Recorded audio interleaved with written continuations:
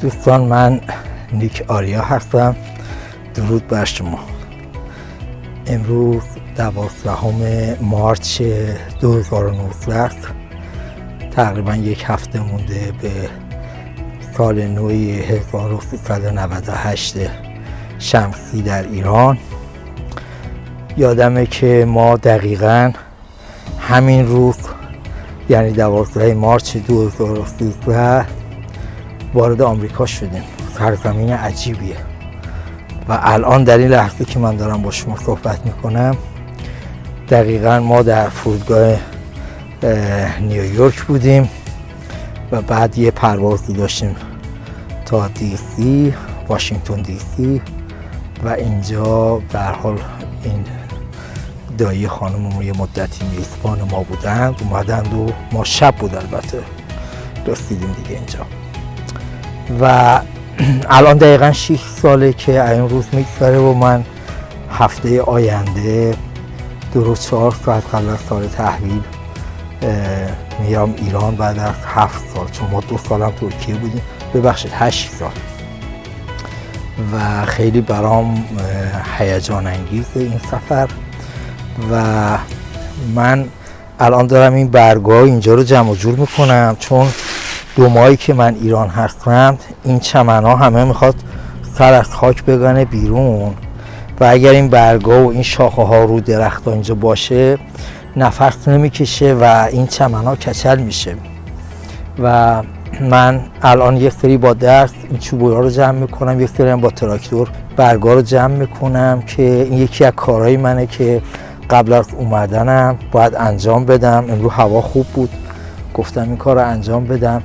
این دوستی با طبیعت و این در واقع احترام به این محیط زیست چیزی بود که من اینجا خیلی بیشتر و بیشتر و بیشتر یاد گرفتم. دیدم که این فرهنگ آمریکایی‌ها، دیدم اینا خودشون همه کارشون میکنه و این زیبایی و نظم و ترتیب و تمیزی و شکوهی که تو همه خیابون و کوچه و عرض کنم که پیاده رو و جلوی خونه مردم میبینی چیزی که خودشون دارن انجام میدن. یه سپور اینجا وجود نداره. اگر الان یکی بخواد بیاد همین حیات ما رو که بزرگ جمع کنه و این برگا رو ببره بیرون و عرض کنم که آماده بکنه چوبا رو جمع، لااقل 250 دلار حداقل قیمتشه. حالا اگه دلار چه میدونم 13,000 تومان الان هم حساب بکنید یه چیزی حدود 2 میلیون و فکر میکنم 500 2 میلیون و 600,000 تومان پول این کاره.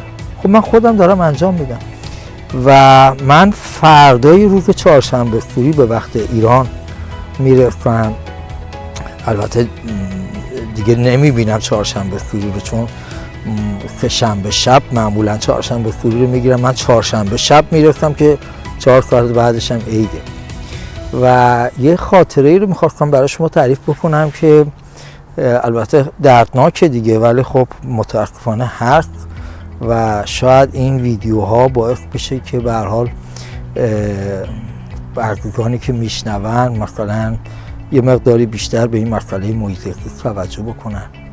ما تو کوچمون که در واقع توی مهرشهر بود، میلادسته، اونجا تای کوچه بودیم، روز چهارشنبه سوری بود، همون فکر میکنم سال 84 5 شمسی بود. آره.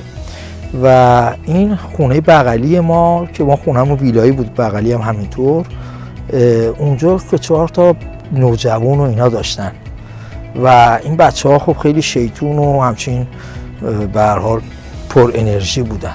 روز چهارشنبه سوری اومدن تمام کوچه رو رفتن بوته آوردن، این کارو کردن اون کارو کردن تا ته همینجوری گپه گپه چیدن و که شب که هوا تاریک میشه دیگه ترقه و مرقه و کپسول گاز و یک افتضاحی اصلا. آخه چهارشنبه سوری بالاخره یه تعریفی داره دیگه. حالا هرچی که در نرم خودش میشه به واقعا لذت بخش بشه، ولی بعد دیگه اون نرم که خارج میشه هم خطر آفرین میشه هم که به هر حال. من یادمه که آخر شب که همه اینا رو آتیش زدند و پریدند و خلاصه شادی کردند و رقصیدند و کوبیدند.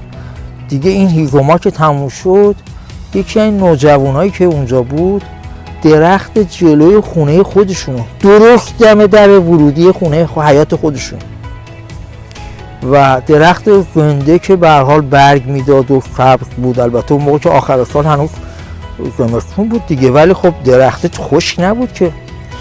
آقا اینا شروع کردن درخت و شاخه های درخت رو کندن و انداختن اونجا، دوباره کپه درست کردن و آتیش زدن و عروش پریدن و همه هم به وجد اومدن. یه وقت دیدیم که 4 نفر دیگه هم رفتن رو درخت و همینجوری این بکش و اون بکش شاخه ها رو میشکنن و میارن اونجا آتیش میکنن. خلاصه ما رفتیم یه کمی به هر حال اولش با آرومی، بعد یه خورده با تندی و که آخه این چه کاری شما دارید میکنید و اینها، و همون باعث یه مقدار اختلاف هم شد، البته نه اینکه بگم به خیر و خوشی تموم شد. جالبش هم این بود که بعد اینکه اینا تموم شد مراسم، همینجوری ول کردن این آسفالت شهرداری رو، آتیش زده بود، تمام آسفالت ها قیرش اومده بود بالا. یه وقت گازوئیل میریختند و آتیش میریختن، یعنی تمام این جاهایی که اینا آتیش روشن کرده بودن قیراش ور اومده بود. خب این تو هوای گرم و سرد باعث میشه ترک بخوره و دودش میرفت تو چشم خودمون که میخواستیم بریم تو خونمون با ماشین.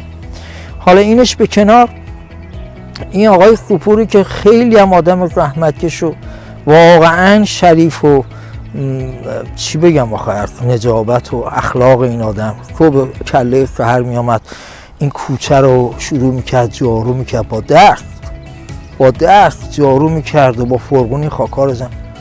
فردای چهارشنبه سوری ما صبح پا شدیم دیدیم ایداد بیداد خیابون چه افتضاحی شده، این بیچاره هم اون سر کوچه همینجوری داره این رو جارو میکنه. آخه آدم خجالت میکشه دیگه. یه مقدار من خودم، یه مقدارم این همخونه ما که اونم کارگر خیلی شریفی بود، محمد آقا، خلاصه اومدیم کمک کردیم به این آقا، اینا رو جمع کردیم. مگه تموم میشد؟ حالا ما میخواستیم بریم سر کار و آخر سال بود و اینها، ولی میخوام بگم که به هر حال شادی کردن خوبه. عرض کنم که یه سری سنت ها رو برقرار کردن خوبه، ولی اگر ما بیایم بی احترامی کنیم به این طبیعت، به این زیبایی، به این هوای، به این قشنگی، به این درخت، به این چمن، به این چی، به هر حال این حتما اینها موجودات هوشمندی، همه ذرات عالم هوشمندن، همه کائنات دارن ما رو نگاه میکنن و نسبت به حرکت ما عکس العمل نشون میدن دیگه. به هر حال خیلی از مسائل مسببش خود ما هست. من خیلی خوشحالم که به هر حال حالا حداقل ما یاد گرفتیم و داریم اینو تو زندگی جاریمون هم پیاده میکنیم. امیدوارم شما از دیدن این ویدیو ما هم لذت برده باشید و به هر حال سال خیلی خوب و سبز و پرتراوت و پرباران و تمیز و بانشات و پربرکتی در پیش داشته باشید. به امید خدا شاد باشید تا ویدیوی بعدی. خدا نگهدار.